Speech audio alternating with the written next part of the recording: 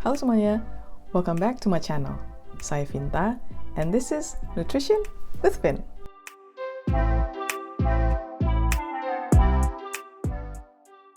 Video kali ini kita akan membahas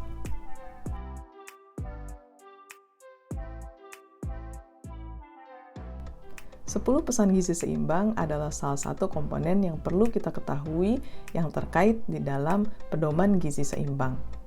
Hal lainnya adalah 4 pilar gizi seimbang yang sudah kita jelaskan di video sebelumnya.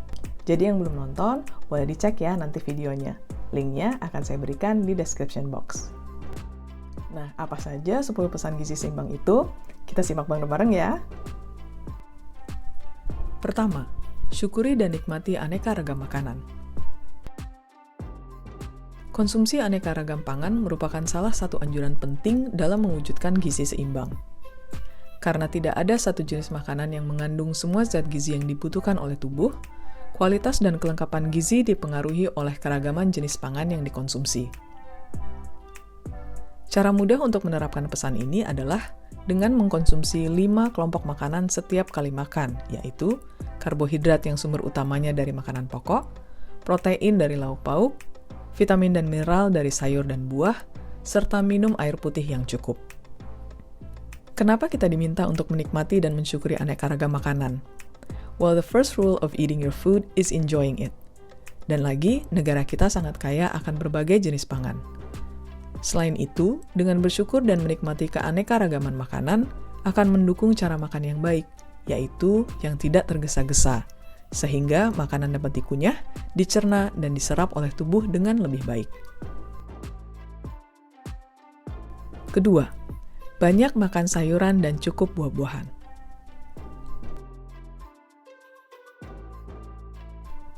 Buah dan sayur merupakan sumber vitamin, mineral, dan serat pangan.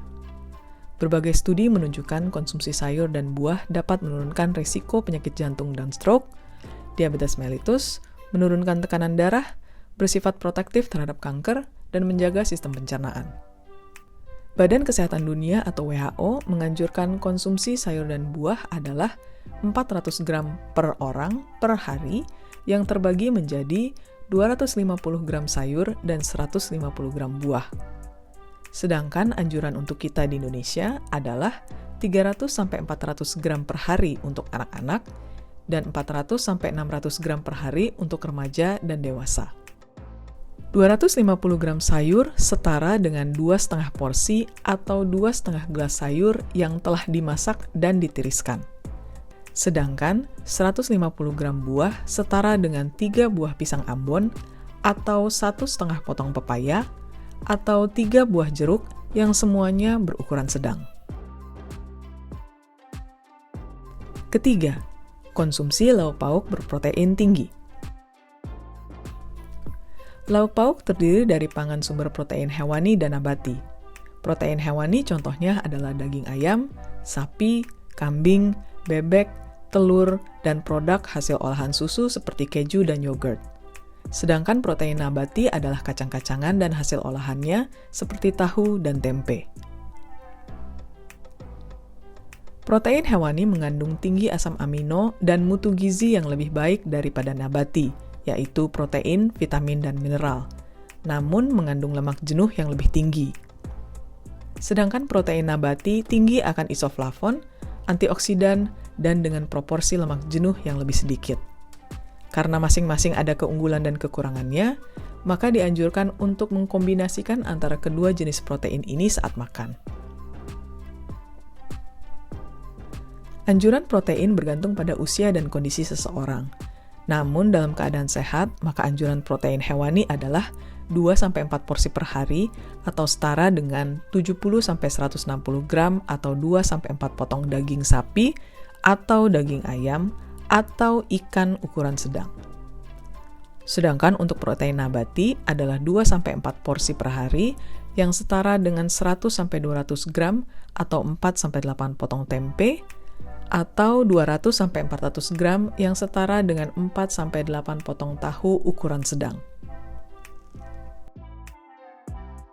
Keempat, konsumsi aneka ragam makanan pokok. Selain mengandung karbohidrat, makanan pokok juga mengandung vitamin B1, B2, dan beberapa mineral. Kabar baiknya adalah, Indonesia kaya akan beragam pangan sumber karbohidrat ini, antara lain beras, jagung, umbi-umbian seperti ubi kayu, ubi jalar, dan ketela, dan juga produk olahan dari tepung yaitu roti, mie, dan pasta. Cara mewujudkan pola konsumsi makanan pokok yang beragam adalah dengan mengkonsumsi lebih dari satu jenis makanan pokok dalam sehari atau dalam sekali makan, selama masih dalam jumlah yang sesuai. Kelima, batasi konsumsi pangan manis, asin, dan berlemak.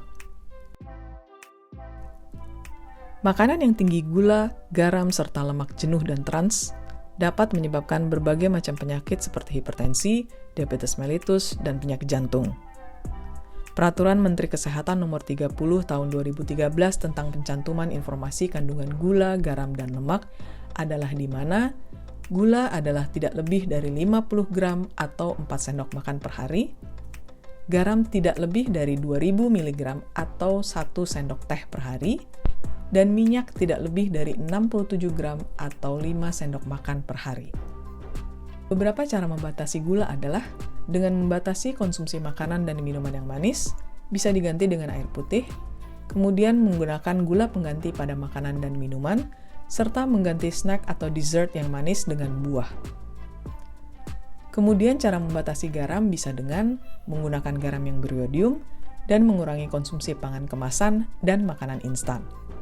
Tapi kalau memang kita mengkonsumsi makanan instan, maka bisa dengan mengurangi atau hanya menggunakan sepertiga dari bumbu yang disediakan.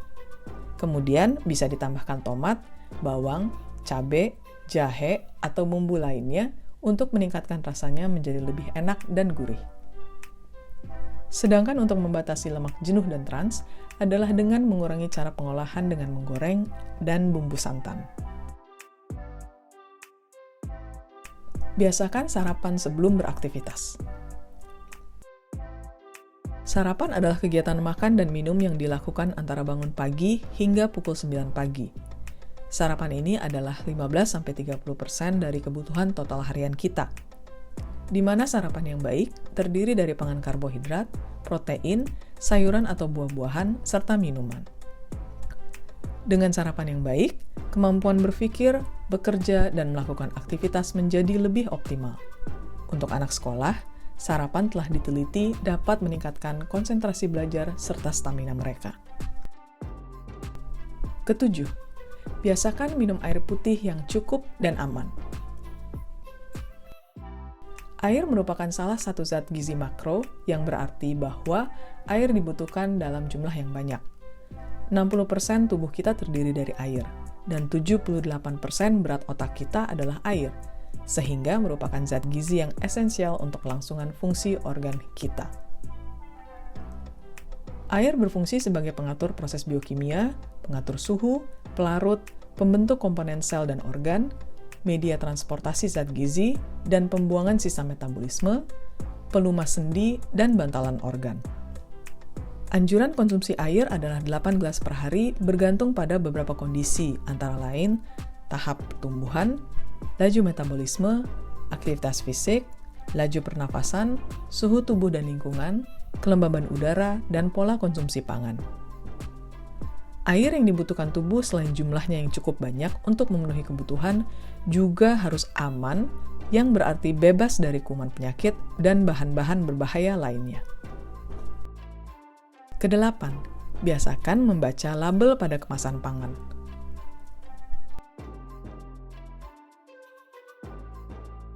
Label adalah keterangan tentang isi, jenis, komposisi zat gizi, tanggal kadaluarsa, dan keterangan penting lain yang dicantumkan pada kemasan. Semua keterangan yang rinci pada label makanan yang dikemas sangat membantu kita untuk mengetahui bahan-bahan yang terkandung dalam makanan tersebut. Membaca label pangan yang dikemas, terutama keterangan tentang informasi kandungan zat gizi dan tanggal kadaluarsa sebelum membeli atau mengkonsumsi makanan tersebut, dapat membantu kita untuk menjaga asupan yang kita makan. Kesembilan, cuci tangan pakai sabun dengan air bersih yang mengalir. Kebersihan sangat erat kaitannya dengan kesehatan, utamanya mencegah penyakit infeksi. Salah satu bentuk kebersihan adalah dengan mencuci tangan secara baik dan benar, agar kebersihan terjaga secara keseluruhan, serta mencegah berpindahnya kuman dan bakteri dari tangan ke makanan dan bagian-bagian lainnya. Cara mencuci tangan yang baik dan benar terdiri dari 5 langkah, yaitu basahi tangan seluruhnya dengan air bersih yang mengalir, gosok sabun ke telapak dan punggung tangan serta sela jari-jari, bersihkan bagian bawah kuku-kuku, bilas dengan air bersih yang mengalir, kemudian keringkan tangan dengan handuk atau tisu, atau keringkan dengan udara atau dianginkan. Ke-10. Lakukan aktivitas fisik yang cukup dan pertahankan berat badan yang normal. Aktivitas fisik adalah setiap gerakan tubuh yang diakibatkan oleh kerja otot-otot rangka dan meningkatkan pengeluaran energi. Bedanya dengan olahraga adalah bahwa olahraga lebih terarah, terencana, dan berulang. Aktivitas fisik dikategorikan cukup apabila dilakukan selama 30 menit setiap hari atau minimal 3-5 hari dalam seminggu. Manfaat aktivitas fisik terhadap kesehatan antara lain mencegah kematian dini, mencegah penyakit tidak menular, meningkatkan kebugaran fisik dan kekuatan otot, meningkatkan kapasitas fungsional, mengoptimalkan kesehatan mental dan fungsi kognitif. Aktivitas fisik ini juga perlu dilakukan seiring dengan memantau berat badan supaya selalu dalam batas yang normal. Itulah 10 pesan gizi seimbang yang perlu kita ketahui untuk bisa mengoptimalkan upaya peningkatan atau upaya menyeimbangkan gizi kita. Banyak ya pesannya. Ya ada 10 memang. Tapi teman-teman kalau misalnya biar nggak lupa, nanti videonya bisa diulang-ulang ya. Thank you for watching. Jangan lupa nonton video-video lainnya ya. Dan kalau misalnya ada topik atau bahasan yang ingin kalian ketahui, silahkan komentar di kolom komen dan request topiknya apa. See you later. And remember, because nutrition matters. Bye-bye. Assalamualaikum warahmatullahi wabarakatuh.